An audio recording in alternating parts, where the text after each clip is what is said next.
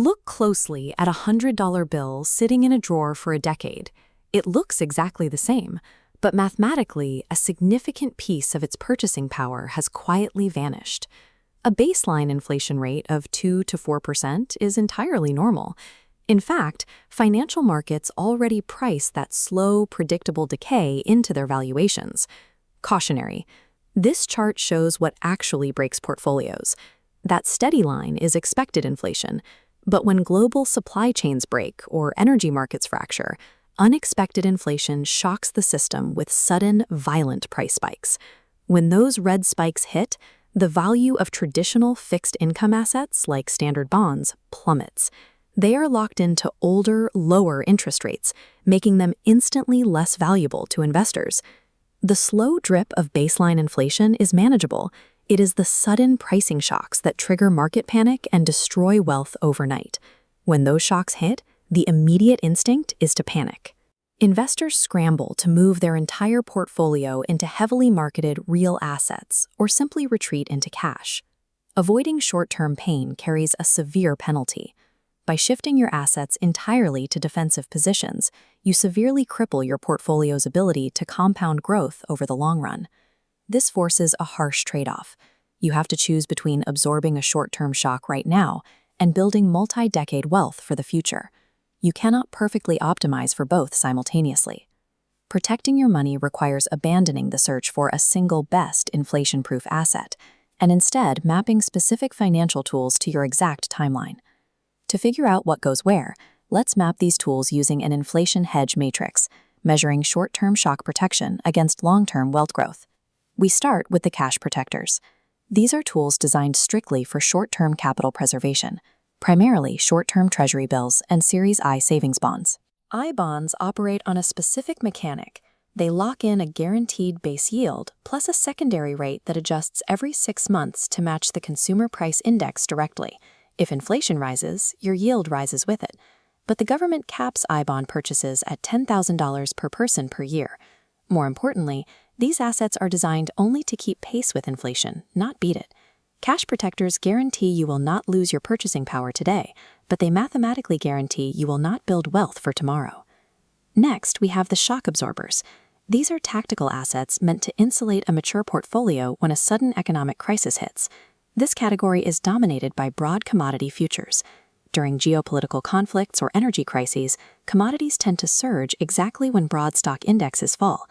This chart visualizes a metric called inflation beta.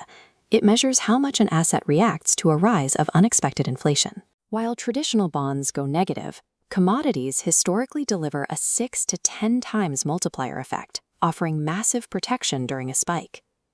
That lands commodities squarely in the top left of our matrix. They offer incredibly high short-term shock protection, but very low long-term growth. Over long periods, commodities offer a significantly lower risk premium than equities. Holding them permanently creates a heavy structural drag on your overall returns. They also spring a tax trap. For U.S. investors, commodity gains are treated as ordinary income. If you don't house them in a tax-advantaged account, a good year can leave you with an ugly tax bill. Commodities are a highly effective mathematical hedge, but those structural costs make them a surgical tool for optimizers, not a foundation for buy-and-hold investors. Our final category consists of assets engineered to outpace inflation over a multi-decade horizon. The defining feature here is pricing power. When inflation pushes costs higher, cash-rich companies and consumer staples, the kind heavily favored by Warren Buffett, simply pass those price increases directly to the consumer. Their revenue scales with the inflation rate. Cautionary.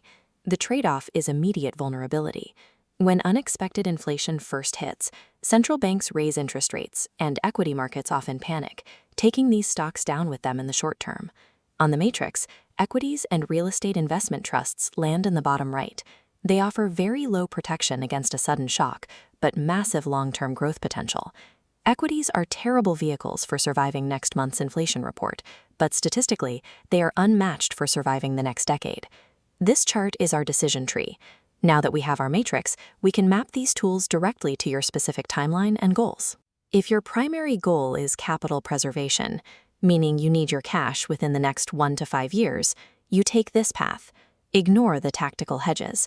Your focus should be maximizing your I-bond limits, utilizing short-term treasuries, and locking in high-yield savings accounts.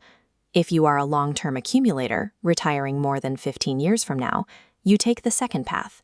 Your job is to endure the volatility, ignore the complex commodities, and hold strong, cash-rich equities that possess real pricing power. Time is your true inflation hedge. Finally, if you are a portfolio optimizer, protecting a mature 60-40 allocation from sudden shocks, you can allocate 5 to 10% into commodities to achieve a target inflation beta, but strictly house them inside an IRA to avoid the tax drag. Your ideal hedge is entirely dependent on whether you are trying to buy a house next year or retire comfortably in 20. Financial media will always hype the latest supposedly inflation-proof trend, neatly masking the severe trade-offs those assets carry. The math dictates that the pursuit of perfect safety from market dips often guarantees the slow, invisible erosion of your long-term wealth. True inflation-proofing isn't about finding a magical, risk-free asset. It is about matching the exact mathematical function of a financial tool to the reality of your own timeline.